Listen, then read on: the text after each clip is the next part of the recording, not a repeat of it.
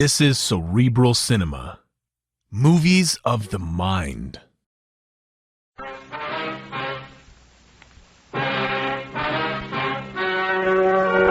story you are about to hear is true. Only the names have been changed to protect the innocent. Fatima Cigarettes, best of all long cigarettes, brings you Dragnet.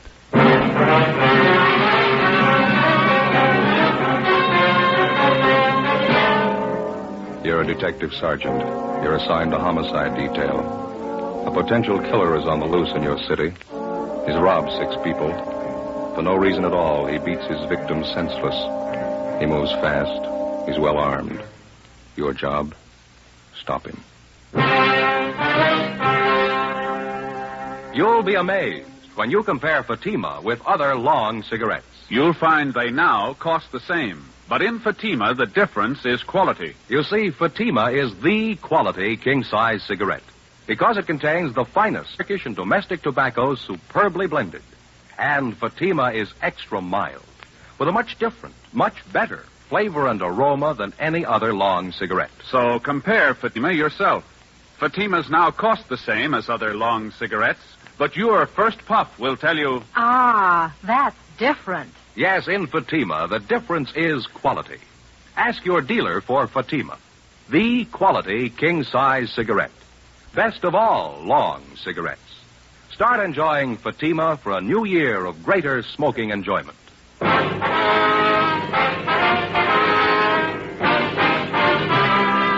Dragnet, the documented drama of an actual crime. For the next 30 minutes, in cooperation with the Los Angeles Police Department, you will travel step by step on the side of the law through an actual case transcribed from official police files. From beginning to end, from crime to punishment, Dragnet is the story of your police force in action. It was Thursday, March 8th. It was windy in Los Angeles. We were working the night watch out of homicide. My partner's Ben Romero. The boss is Thad Brown, chief of detectives. My name's Friday. I was on the way back from the record bureau. It was 11:45 p.m. when I got to room 42. Homicide. Joe? Hi, Bill. Romero called about 5 minutes ago. He's on his way in from Georgia Street. Oh, thank you. The captain still around? He's gone for the night. You can catch him at home if you want to. Trouble? The Rattlesnake Bandit. Got 2 more couples tonight. Right. Bad? About the same as the last 3 jobs he pulled.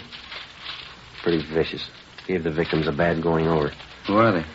The young salesman, his girlfriend. They were parked up in the Silver Lake area. Bandit robbed him. When he didn't find enough money in the young fellow's wallet, he pistol whipped him, messed him up quite a bit. Why'd he do that? Oh, there's no reason for it. The young girl in the car had an engagement ring on. She offered to hand it over. The bandit pulled her out of the car, punched her in the face, hit her quite a few times. Guy just seems to be looking for blood, that's all. No leads on him, huh? No, not so far. It looks like I'm out. Have you got any aspirin, Bill? Yeah, I got a fresh bottle this afternoon. Lousy headache. I've had it all night. How about the thief's M.O.? The same, huh? Well, it has been so far. He works the outlying districts, parking areas. Doesn't seem to be any reason at all for these sluggings. The victims all agree on that. No provocation at all. The guy just seems to get a kick out of punching in somebody's face. 2 pills in it? Oh, yeah, that's fine, thank you. Boys in robbery turn up or anything? No, neither have we. Bandit operates in hot cars. He's got a few good prints to work with. No make, though. Guy works alone, huh? Well, he did for the first 2 jobs. Last few times he had a bright-looking blonde with him. Good-looking, you know.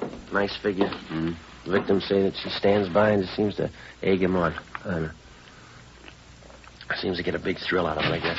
Hi, Bill. Joe? Hi. How'd you do, Ben? Doctor didn't think it'd be a good idea to bother him too much tonight. We can talk to him tomorrow. Well, how about the hold-up man's description? Did you get that? Yeah, from the girl. Matches what the other victims gave us. She didn't see the getaway car, though. Didn't have a chance. Well, how about the young fellow? Is he still unconscious? Yeah, they're going to move him to the county hospital. You should have seen his face. Yeah? Terrible. It's a mess. This bandit's girlfriend, the blonde, nothing at all on her? Victims say she's got a nice figure and good looking. Quite a few like that in Los Angeles. What are they getting out of these stick-ups anyway? Can't be too much, huh? Oh, that's just it. None of the heists have netted them more than $50. Hardly worth the trouble. Hot shot. I'll get it. What is it? Wait a minute. Rattlesnake Bandit, he got another couple. Where? South end of Echo Park. Yeah? He shot both of them. Together with Cummings and McCready from Homicide, Ben and I drove to the scene of the holdup and shooting in the Echo Park area. The victims were identified as Ralph Younger, 34, a high school English teacher. He'd been beaten severely about the face and neck and shot once through the right shoulder. His companion was a Thelma Donovan, 26, a grade school teacher. She'd been shot through the temple just above the eyes. She was still alive, but in a critical condition. We questioned Ralph Younger briefly before he was removed by ambulance to the Georgia Street Receiving Hospital. His description of the holdup man tallied exactly with that of the Rattlesnake Bandit. He also gave us the description and license number of the getaway car. We got out a broadcast and an APB. A routine check of the area failed to turn up any leads. 11 a.m. the next morning, Ralph Younger told us the story from his hospital bed. I was teaching Thelma how to drive, Sergeant. We were going along that side street when the sedan pulled up, forced us over to the curb. And your friend, Miss Donovan, was sitting in the driver's seat then? That's right.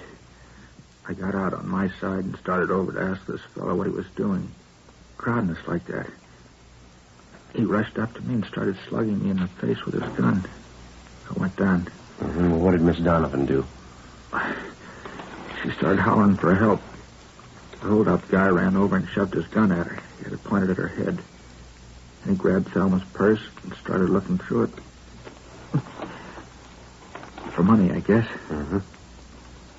Say, would you mind moving this pillow over a little bit? Sure, gotcha. Oh, there we are.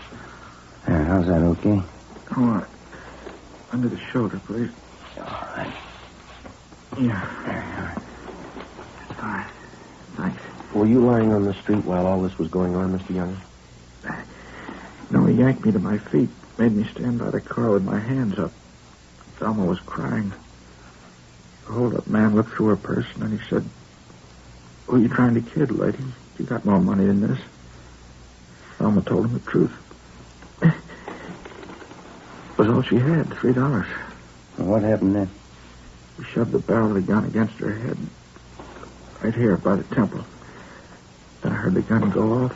Thelma fell over in the seat. Wasn't any reason for it. No reason at all. He just shot her. Well, what did you do then? Do you remember? I jumped for the man. I wanted to kill him right there. He turned and fired the gun at me, hit me right here, below the shoulder. Mm-hmm. Then he ran out and got in his car and drove off. There was a blonde girl with him. I got a good look at her. Blonde, pretty, attractive. Mm-hmm. Well, is there anything else about the man's description that you might have forgotten to tell us last night? No, I don't think so. I gave you the license number of his car. Can't you find him that way? It was a stolen car, Miss Young. We took it from one of his other victims. It was found out in Wilshire this morning. Bandit. I only wish I'd got my hands on him. Poor Thelma. How is she, you know? Well, there's no late report. Maybe you better check with the doctor, huh? Yeah. Hey, before you go, would you mind ringing this button here? It's for the nurse. The shoulder's giving me trouble again. Yeah, okay. Well, thanks very much, Younger. Sure hope that shoulder of yours gets better. I hope so. Goodbye. We'll be checking with you later on. Yeah, okay. Come on, Ben.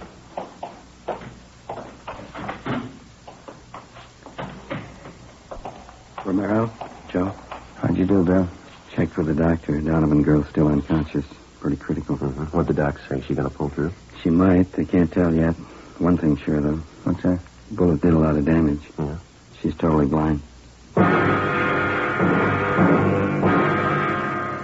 4 days before a bullet from the hold-up gun had blinded schoolteacher Thelma Donovan for life, the Rattlesnake Bandit and his blonde girlfriend were unknown to the city of Los Angeles.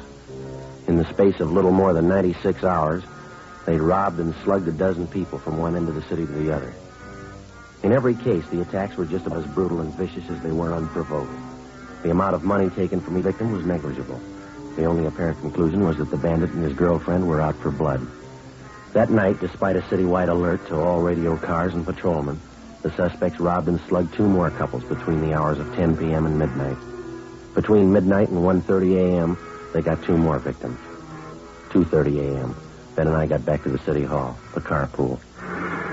118 Sixth and Spring. 118 Sixth and Spring. Looks like a place over there, huh? Mm-hmm. Wonder how McCready and Cummings made out. I hope they got more than we have. Yeah. That's good right here.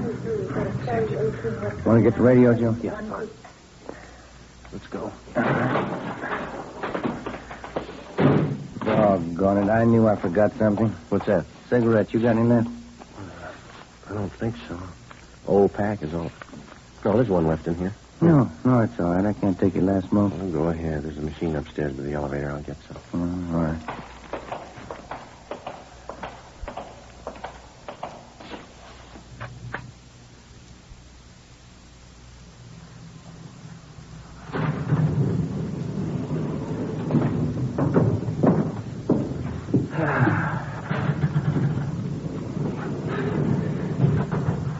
I sure better get these shoes half so I'll be walking around my stocking feet pretty soon.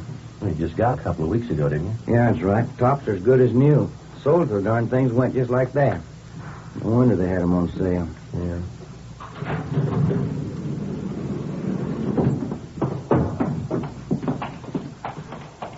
In just a minute, I want to get those smokes. Oh, yeah.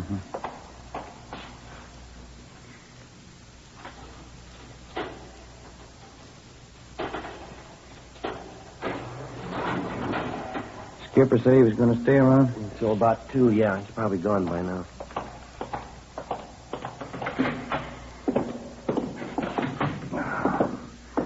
Yeah, it's a long day. Is anything in the book? Just a minute. Yeah, your wife called. I want you to get a refill on that prescription for your little boy. Oh.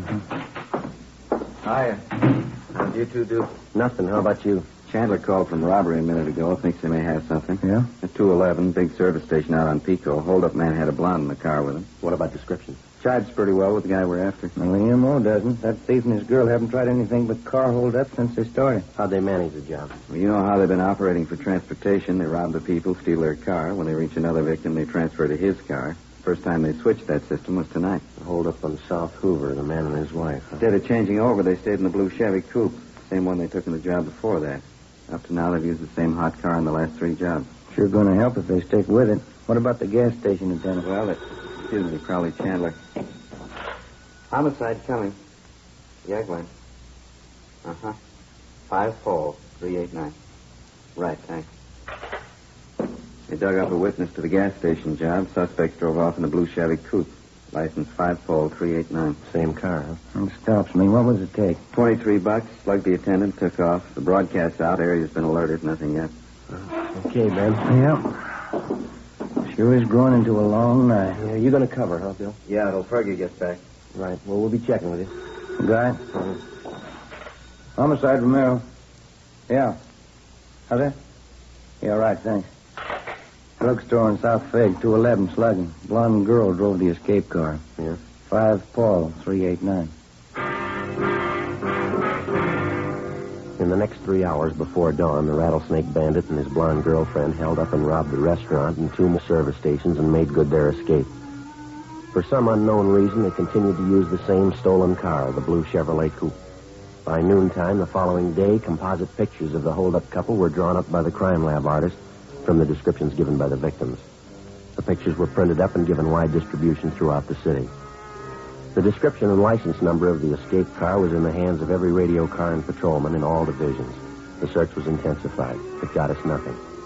The following night and early morning, without even slowing their pace, the suspects added 4 more holdups and sluggings to their credit.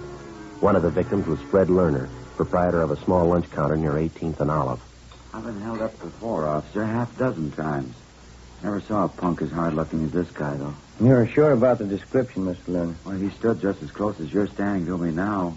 Wild look in his eye, waving that gun around. I wasn't taking any chances. I gave him everything. Well, how much was that?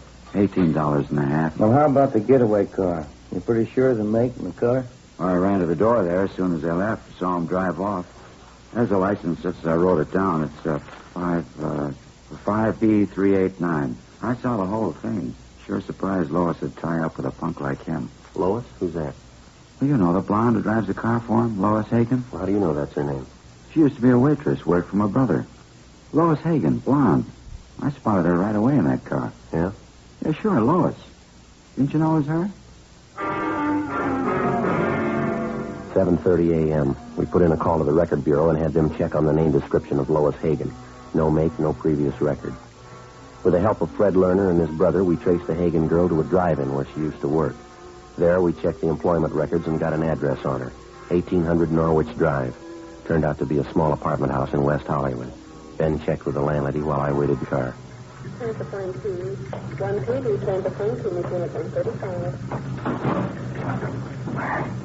Well, that's it.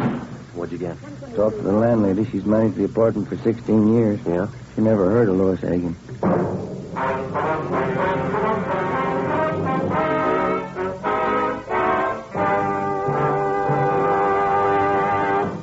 You are listening to Dragnet, authentic stories of your police force in action. And now, here's an authentic report from Fatima Cigarette. 1949. Fatima more than doubled its smokers coast to coast. 1950. Another record-breaking year, with more long cigarette smokers insisting on Fatima quality than ever before. In 1951, enjoy Fatima quality yourself. Yes, friends, in Fatima, the difference is quality. Quality of tobaccos. The finest Turkish and domestic varieties, extra mild and superbly blended, to give you a much different, much better flavor and aroma. Quality of manufacture. Smooth, plump cigarettes rolled in the finest paper money can buy. Quality, even to the appearance of the bright, clean, golden yellow package, carefully wrapped and sealed to bring you Fatima's rich, fresh, extra mild flavor. Compare Fatima yourself. Fatimas now cost the same as other long cigarettes, but your first puff will tell you... Ah, that's different. Yes, in Fatima, the difference is quality. Start enjoying Fatima for a new year of greater smoking enjoyment. Insist on Fatima, the quality king-size cigarette. Best of all long cigarettes.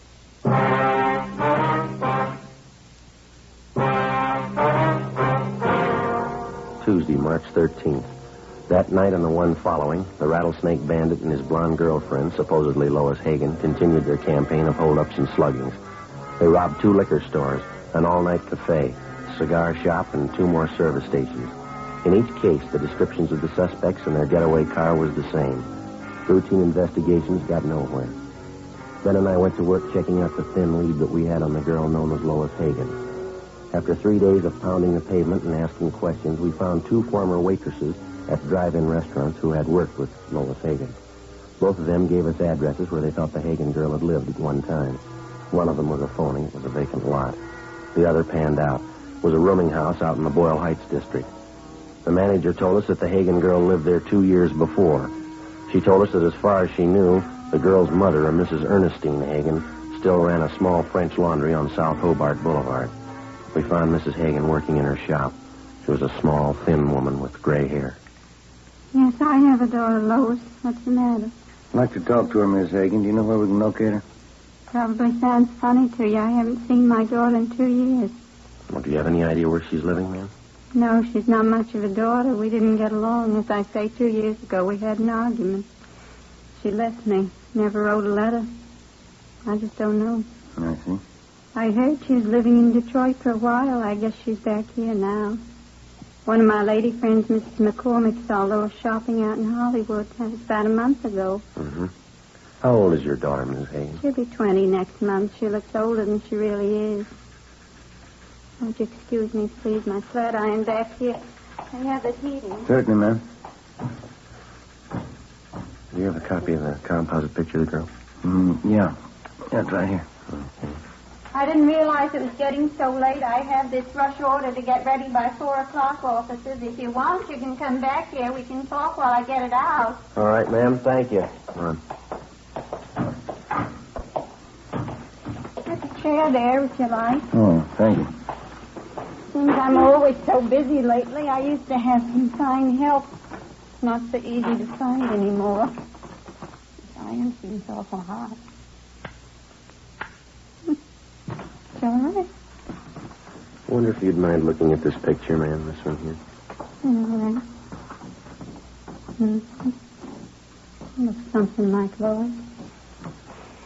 You're looking for her, is that it? She done something again? Well, we're not sure, ma'am. Has she been in trouble before? I can't be more ashamed of her than I already am. Yes, she's been in trouble before. She was nothing but trouble. My only child. Her father died when she was a baby. I guess she needed a father. I couldn't do anything with her. Was your daughter ever in any serious trouble? With the police, I mean? I don't know, maybe. She was. I didn't hear about it. And I tried to understand her. We never got along. I don't know. It makes me sick to think about it. Well, how about her friends, Mrs. Hagan? I mean, her recent friends. Do you happen to know any of them?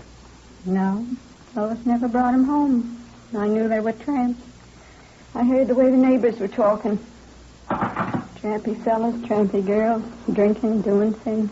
You know, she didn't learn those things at home. Well, what was Lois' last known address? Do you have any idea at all? Place in Boyle Heights, a boarding house. Last I heard of Lois, never wrote a letter. That's another thing. Yes, ma'am. She could have had the best education any girl could want. I worked 12 years in the laundry here to give it to her. I sent her to the convent. Even the nuns couldn't do anything with her. She only stashed them back. She finally quit altogether. I don't know. Can you think of anybody who might know where your daughter is? Maybe one of your relatives? No, we don't have any relatives here. I have a brother in Ohio, that's all. This West Blas is an awful lot of trouble. Would you pull out that plug, Sergeant, please? Yes, ma'am. I wonder if you have a picture of your daughter that we could borrow. We'll see that it's returned to you. Yeah, all right. I got lots of pictures of Lois. She's a pretty girl, you know. Looks quite a bit like me when I was young. Yes, ma'am. Well, thanks very much for your time. Even the nurses at the hospital said it when Lois was born. Beautiful child. Certainly strange, isn't it? How's that? When they're babies, they all look so clean and so good. Yes, ma'am. What happens to them? Before we left Mrs. Hagan, we got a photograph of her daughter, Lois, and then we drove back to the office. We spent the rest of the afternoon showing the picture to several of the robbery victims. All of them identified the Hagan girl as the bandit's accomplice. We got out a supplementary broadcast. That night, the holdup couple failed to put in an appearance. Following night, the same. Not a sign of them. Still no sign of the escape car either. Where they might be hiding out, we had no idea. The search went on. Repeated checks through the stats office and the record bureau failed to turn up any new leads. We stayed on it. 4 nights later, the still unidentified holdup man and Lois Hagan started in all over again. 2 drugstore holdups, 2 robberies of couples and parked cars. All of the victims were beaten senseless. Monday, March 19th, 8 a.m. Joe? Hi. They turn up anything last night? 2 more jobs. Both victims identified the Hagan girl as the accomplice. Anything else? Still using the same escape car. That's about it. Yeah. Well, we're no closer than we were a week ago, huh? I checked the hospital on the druggist they slugged. How's he doing? I don't know yet. Still unconscious. I'll get it. Homicide, Friday. Yeah, Mike. Where? Yeah, right away. What have you got? 32R. They're out on 18th and Hill. Yeah? The holdup car. They just spotted it. 8:20 a.m. Together with Cummings and McCready, we drove out to 18th and Hill, where the officers in Unit 32R had the holdup car staked out. It was parked in the back of a large service station on Hill Street near the corner of 18th. We talked with the manager, and he told us that a blonde girl answering Lois Hagan's description had left the car there earlier that morning just to have the distributor fixed and the battery recharged. She told him that she'd called for the car early that night. Because of the way that the service station was situated, it would have been impossible to stake out on the blue coupe without making it look obvious. We explained the setup to the manager and made arrangements for Ben and I to pose as employees. That way we could keep a close watch on the car until the suspects called for it. Cummings and McCready holed up in a coffee shop directly across the street. 2 teams of men from robbery covered from their vantage points. Ben and I took up our posts as supervisors of the station's 10-minute car wash.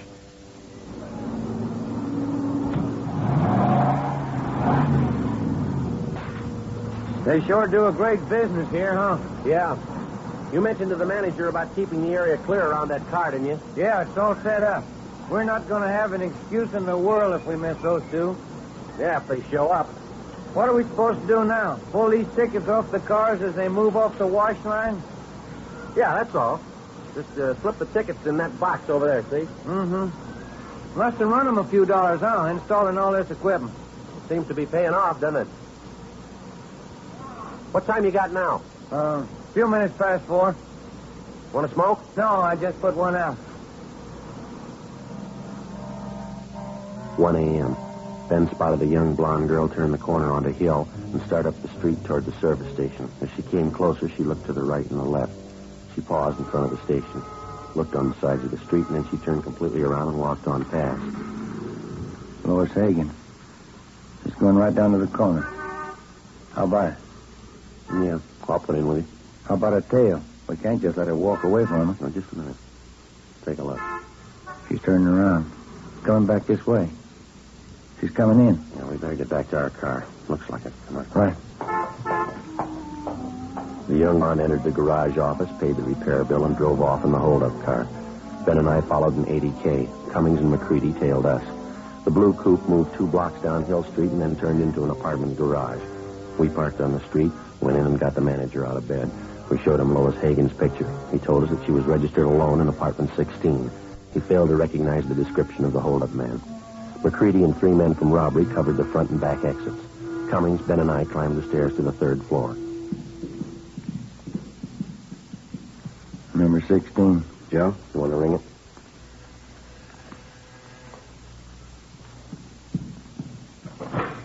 Yeah? Sorry, ma'am.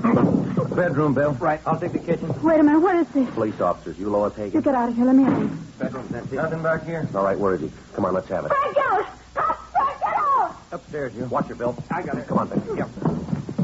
Upstairs, Joe. Watching? Yeah, hold it. Yep. Frank, get out! Get out! Come on, John Cartwright. Give me room. Give it up, mister. You haven't got a chance. Give me room. I'm coming down. We got the building covered, mister. Give it up. Look out, Joe.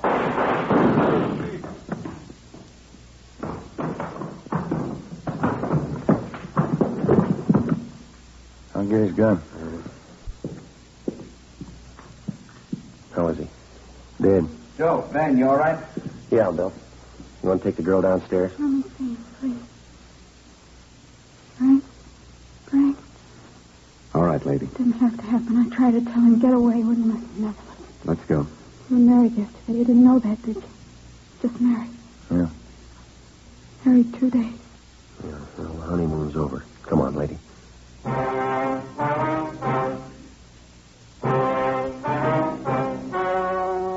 story you have just heard was true. Only the names were changed to protect the innocent.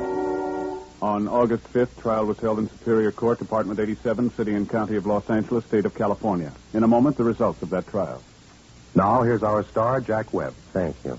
Here's an invitation we just received from New York's famous Stork Club. Host Sherman Billingsley asked us to pass it on to you Dragnet listeners who have television sets. It reads, Fatima, best of all long cigarettes, cordially invites you to see the Stork Club on television beginning this week.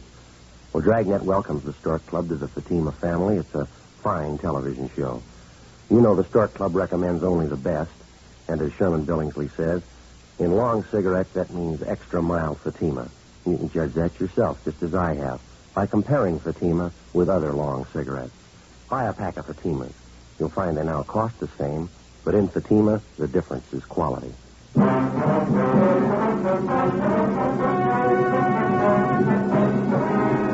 The body of the dead hold-up man was identified as that of Frank Ralston Kilbride. His accomplice, Lois Hagan, was tried and convicted on 6 counts of armed robbery and assault with a deadly weapon. She received sentences as prescribed by law and is now serving her term in the state penitentiary for women.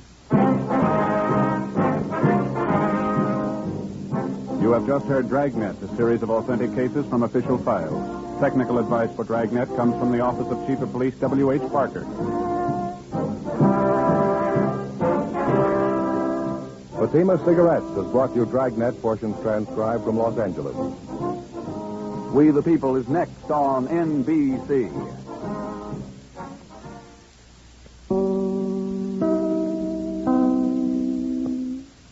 Cerebral Cinema hopes you have enjoyed this movie of the mind.